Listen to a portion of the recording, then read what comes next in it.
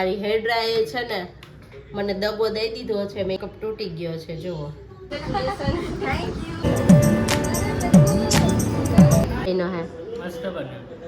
Hi everyone, good morning, welcome back to my YouTube channel. તો આજનો vlog ચાલુ થાય છે અમારું જરાક હેર સ્ટ્રેટ કરું છું એમાં, કેમ કે આજે જવાનું છે શિવાની ભાભીનું પાર્લરનું ઓપનિંગ છે, એમાં જવાનું છે. તો અત્યારે વાગ્યા છે 11, એટલે હું હેર સ્ટ્રેટ થોડા કરું છું.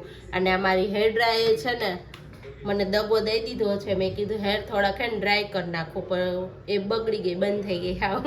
તો વાંધો નહીં, હવે મેં કીધું હેર સ્ટ્રેટ કરીશ એટલે એમાં ડ્રાય થઈ જ જશે. તો અત્યારે હેર સ્ટ્રેટ કરું છું અને ફટાફટ રેડી થઈને જવાનું છે. અને હાર્દિક સાહેબ ગયા છે ઓફિસે, એ આવે એટલે પછી અમે બંને જશું. એટલે તો કન્ટિન્યુ બ્લોગમાં બન્યા રહેજો અને મજા આવવાની છે. આપણે ત્યાં બ્લોગિંગ લેશું જ. હેર સ્ટ્રેટ કરું અને બ્લોગ બી સ્ટાર્ટ કરી દઉં છું. હેર સ્ટ્રેટ થઈ ગયા છે પણ બહુ નથી કર્યા, થોડા જ કર્યા છે, કેમ કે બહુ પછી કરું ને તો હરખા વાળ નથી રહેતા, એટલે થોડા હેર સ્ટ્રેટ થઈ ગયા છે. અને હવે હું રેડી થઈ જાઉં એટલે હાર્દિક આવે એટલે અમે બંને જઈએ. કેવા લાગે છે? મસ્ત કપડાં ચેન્જ કરી નાખ્યા છે અને આ હેરસ્ટાઈલ વાળી છે, કેવી લાગે છે મને કહેજો.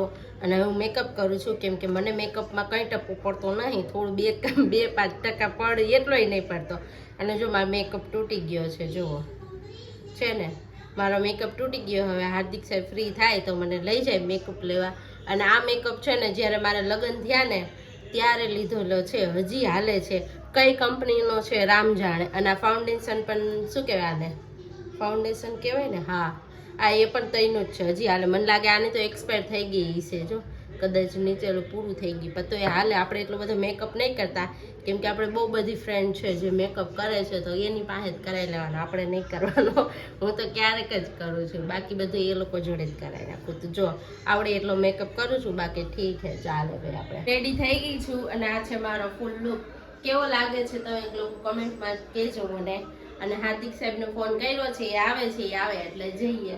મસ્ત મજાનો ડ્રેસ પહેરી લીધો છે. અમારા અહીંના બધા લોકો વયા ગયા છે, ખાલી અમે એક જ બાકી છીએ. જો બધા જતા રહ્યા છે. અમે લોકો પહોંચી ગયા છીએ, શિવાની ભાભીના પાર્લરનું ઓપનિંગ થઈ ગયું છે, પણ અમે લેટ થઈ ગયા છીએ. તો થેન્ક યુ. અને એડ્રેસ મસ્ત મજાનું આપી દો. ચલો, ક્યાં છે તમારું પાર્લર? હાટીશ્વર મદ્રાસી મંદિર, ભાઈપુરા. તો કોઈ પણ ભાઈપુરામાં કે અમદાવાદમાં રહેતા હોય તો જરૂરથી વિઝિટ કરજો અને સરસ મજાની ટ્રીટમેન્ટ તમને લોકોને મળી જશે.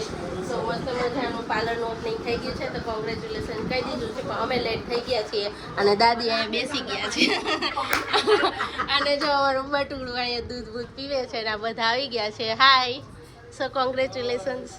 જો બધા આવી ગયા છે તો જરૂરથી વિઝિટ કરજો. ઓકે,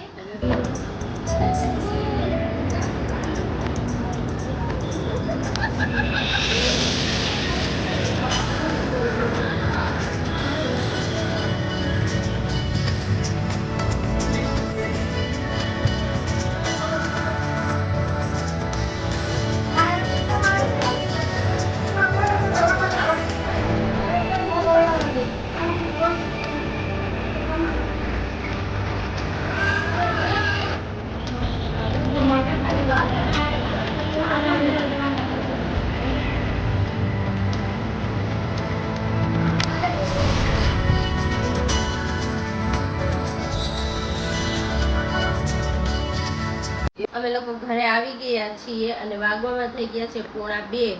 અને હવે આ સાહેબને શું ખાવું છે એ બોલે એ પ્રમાણે કંઈક બનાવીએ. અને મારે તો આજે પૂનમ છે એટલે આપણે રજા છે જમવાની, તો હવે જમવાનું બનાવશું. અને કપડાં ધોવાના બાકી છે તો કપડાં ધોશું ને પછી કંઈક બીજું કંઈક કરશું, ને ત્યારે આરામ. તો ચલો હવે રસોઈ બનાવીએ.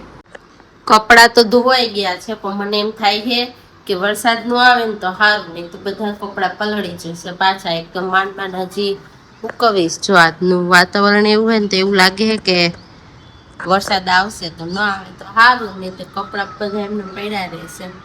અને 3 વાગી ગયા છે અને બધું કામ થઈ ગયું અને હવે ફ્રી પડી. રીલ શૂટ કરવાની હે પણ થાકી ગઈ હું, તો ઈચ્છા નથી થતી. એમ થાય હુઈ જાઉં થોડીક વાર પછી રીલ શૂટ કરીશું. કપડાં ચેન્જ કરી નાખ્યા તો થોડીક વાર હુઈ જઈશ અને પછી ઉઠીશ. અને હાર્દિક સાહેબ તો વાગે પાછા નોકરીએ, તો વિચારું હું કપડાં નાખું કે ના નાખું. આમ તો નાખી જ દઉં કા. ગાઈઝ રસોઈનો ટાઈમ થઈ ગયો છે.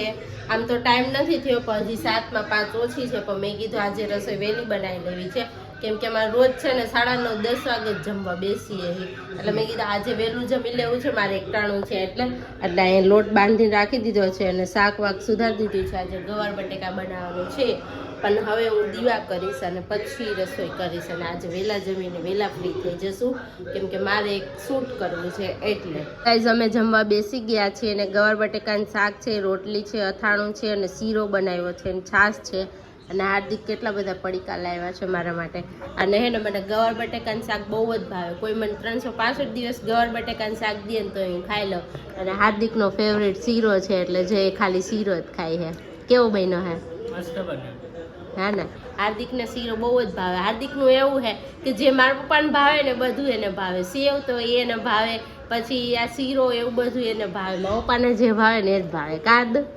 હાર્દિક માટે શીરો ને બધું બનાવ્યું છે. તો ચાલો તમે બધા જમવા. જમી કરીને ફ્રી થઈ ગયા છીએ, તો અહીંયા આપણે વ્લોગનો એન્ડ લઈએ છીએ. તો તમને અમારો વ્લોગ ગમ્યો હોય તો લાઈક, કમેન્ટ એન્ડ સબસ્ક્રાઈબ. મળીએ નવા વ્લોગ સાથે. તો Tata bye bye, C you, જય શ્રી કૃષ્ણ.